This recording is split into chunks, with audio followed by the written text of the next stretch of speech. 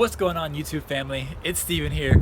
In the previous video, I showed you guys that I just bought a 2005 Mini Cooper S convertible, and today I'm going to show you guys, before I bought it, I went through the whole process of actually going through the car, lifting it up, and inspecting it to make sure that I wanted the vehicle and that it was in good shape.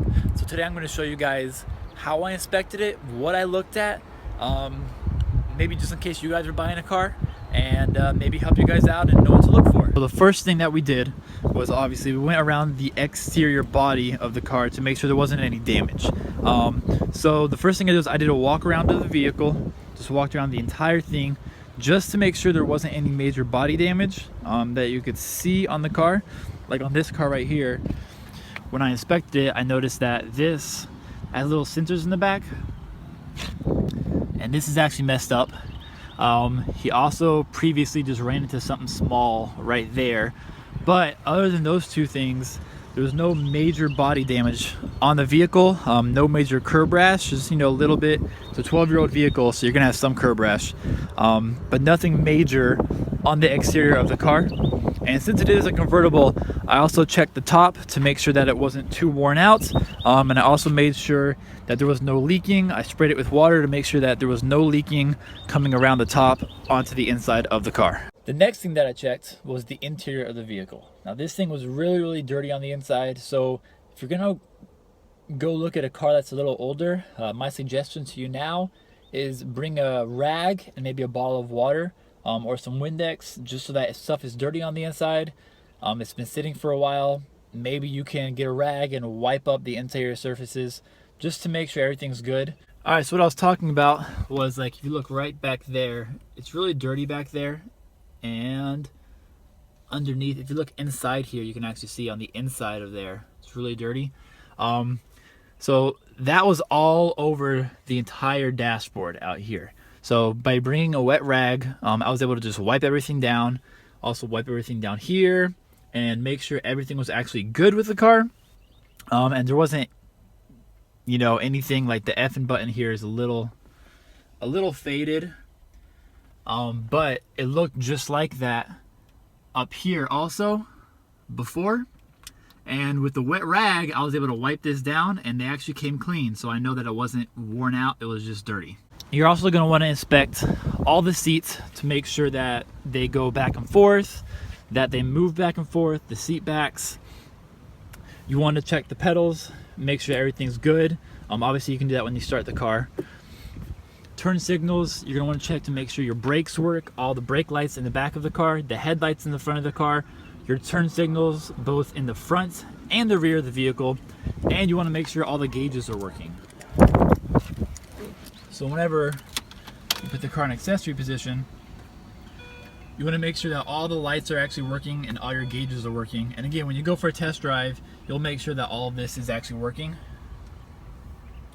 And of course, you can check the radio. Alright, so now we're going to pop the hood, and we're going to make sure that everything's good underneath the hood. Since this car is a 12-year-old car, you're going to have some dirt. So again, if you bring paper towels or rags, you can clean up some spots to make sure that what you're actually looking at isn't just old grime like you see right here. This is all old grime and stuff. It's 12 years of not being cleaned. So I brought a wet rag with me just to make sure. So things we're going to be looking for in here, all our fluid levels. We're going to be looking at our power steering levels, our clutch levels, windshield washing fluid, you know, not that big of a deal. It's really simple and easy. Brake fluid, obviously your oil level as well. So pull your oil dipstick out, check the oil reading, make sure it looks good. One other thing you can do is actually take the cap off right here, twist it, take it off, and actually smell it. Smell it, and you can smell the inside too.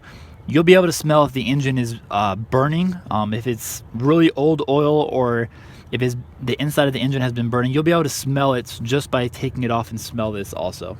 On a 12-year-old vehicle, what I'm looking for is, I'm really looking for to make sure the motor is actually running like it's supposed to. So the biggest things for me, obviously we're gonna check our belts down here also. Our belts on this car are located right down there. And this right here is actually our pulley for the supercharger right here. And then all the rest of the belts are down below. But what I'm actually looking right here, guys, is I'm looking for the gaskets. All the gaskets around the valve cover, anywhere and everywhere I can see gaskets, the oil pan. On a 12-year-old vehicle, your gaskets are going to start going bad eventually. So when this happens, they're going to start seeping, they're going to start leaking, and you want to make sure that none of the gaskets are leaking yet, or they've been replaced, and you'll be able to tell if they've been replaced too, because it'll be really, really clean on a 12-year-old vehicle, especially one that you can tell hasn't been cleaned yet from all the dirt and grime. So on my car, I was looking especially around the valve cover right here. I wanted to make sure that it wasn't leaking. Now, most of the stuff that I saw on it, and right in the back, you can actually see it the best. Most of what I saw on it was 12 years of neglect. Right here, you can see also. So you can see what looks to be a little bit of oil down here. But this engine, from looking at it, you can tell has not been cleaned in 12 years. So what that was telling me is, and I haven't wiped this up, but I wiped it up in the back and I wiped it up on the sides, but I left one side dirty. And when I did that, I took it for a drive. I redlined it multiple times before I bought the vehicle, make sure it was actually working. And I made sure that after a test drive, after wiping it down, after the test drive, it wasn't leaking and there was no more significant leaks that were happening. I also look over all of the wiring in the vehicle. I check all the wiring harnesses and everything, make sure everything looks good. And this car looks like an O2 sensor was already replaced for me before the cats, I think. So that was a positive, it's already been replaced for me. But I made sure none of the wires, they were frayed or burned, or just any foul play that could have gone wrong, or a technician doing a bandage on a fix that should have been actually had a good fix to it. The next thing I did, guys, was I jacked the car up. I have a hydraulic lift, or not hydraulic, little pump thing at my house. So I jacked the car up, I put it on jack stands, and me and my brother actually crawled around under the car. Now, we were looking for bad suspension, springs going bad, shocks, which you could feel shocks and springs a lot better when you're actually riding the car. We were looking at all the bearings, we were looking at all the boots, make sure none of the boots were cracked. We were looking at all the bushings and lower control arms, upper control arms and everything. Making sure that nothing was cracked, nothing was broken. Pretty much any crack or structural damage in any of the parts or bushings on the suspension. We also looked at the exhaust to make sure that the exhaust didn't have any cracks. Now, while I was under the engine too, another thing you want to do is crawl, or under the car, another thing you want to do is crawl under the engine as well. This is going to be where you can see the most if there's any oil leaks. If you can't see it from the top, gravity, everything gets pulled down. So if there's any oil leaks at all, it's going to be dripping at the bottom, or you're going to have residue at the bottom. And that's where we found our only problem with this car, which was a bad oil pan gasket. We wiped it all up. I've driven it for 2 days now. I don't see anything yet. So it tells me it's not a bad leak. It's not spewing out, which is a good thing. But we definitely know that there is a possibility that the oil pan gasket is going bad and it may need replacing in the future. Now, after you've checked everything out on the car and you think you're good, you like it, turn the car on. Make sure it runs good, make sure it idles well, it's not bouncy on the idle. Make sure, again, all your gauges are working, and then take it for a test drive. On the test drive, I always suggest letting the car warm up before you go throwing it, redlining it or anything like that.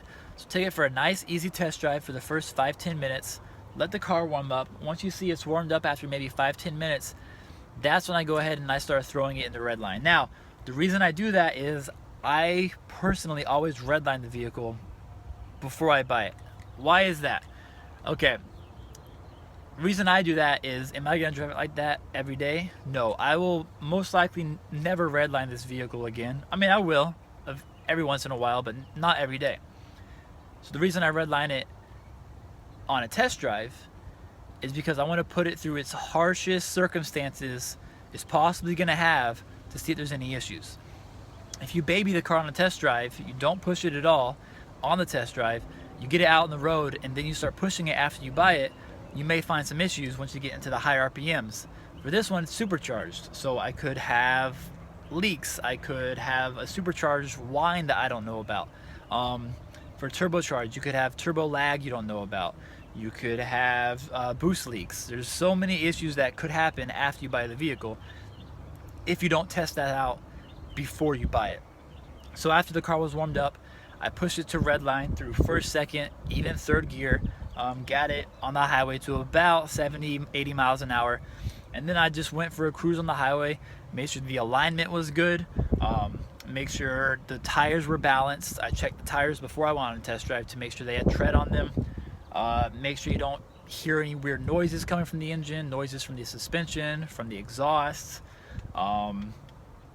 Just making sure the car is running smoothly like it should. If you hear any of these issues at all, especially engine knock, engine noise, you should run for the hills. Don't buy the vehicle. It's only going to get worse in the future. Engine knock doesn't get better. Engine knock only gets worse. The last two things that I did check on the vehicle was I checked the brakes to make sure the brakes were working. You can do that two ways: visually inspect them, so go up to them and actually look at the gap on them, and also on the test drive, find an open road with not a lot of traffic that you can slam the brakes on and make sure that the brakes are stopping. You don't have any squeals in the brakes, and they actually have a good stopping distance, and that your brakes aren't getting overheated too quickly or anything like that, or the brakes are just too worn out to be working properly. Also, the windows, I put the windows up and down, make sure the windows were working. Any little button on the car, try and touch that button so that you know that everything works on the car. I tested everything. I tested the locks, you name it, I tested it on the vehicle. What my suggestion is, the last thing before we go, my suggestion to you guys is, before you buy a car, ask them not only to do a test drive, ask them if you can do a drive out. Now what a drive out is, a drive out usually means that you can take the car for a couple of hours, take the car, go grab some lunch, take the car for 1 or 2 hours. 5-minute test drive isn't going to be able to tell you everything, guys. Take the car on a nice 30, 45-minute drive, put some gas in it. Putting $5, $10 of gas in a car for a test drive is going to be worth it to you, to make sure you're actually getting a good, reliable vehicle and you're not getting pushed into a lemon like this car almost turned out to be. I hope this helps everyone out, guys. Thank you guys so much for watching. We're going to have a lot of videos in the future, obviously, on both the cars, my G and the Mini. As we go through fixing some things on the Mini that we don't like. We're going to be doing a little bit of work on the Mini as well, possibly putting exhaust on it. This is my wife's car, so it's our third vehicle. It's going to be our weekend car, but it is mostly for my wife. So we're going to put an exhaust on it though, have some fun with it, and so we'll have videos coming out on both of the vehicles now. Thank you guys again so much for watching. I really appreciate everyone for all the support and everything, and I will see you guys in the next video. Peace.